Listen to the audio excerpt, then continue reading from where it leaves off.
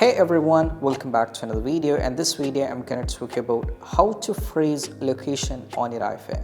So let me directly get into it. So the first one, tap over here in the settings. Now from here you have to scroll down and navigate to the privacy and security. Now from here tap on the location and services, and what you need to do is just tap on share my location.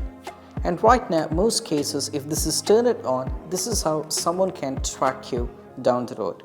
They can track you negatively and they can completely get you out from here. So if you wanted to turn this off, only the thing that you need to just go over here, turn this off so that no one is getting your location, so not be able to trace it up.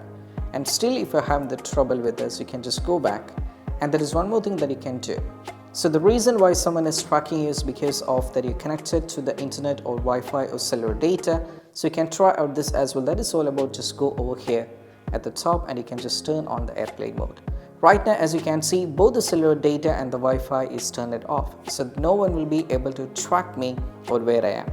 But even though you cannot all the time keep this on, because that's going to bring the issue as well. So you just need to turn on the airplane mode, and this is what you have to do.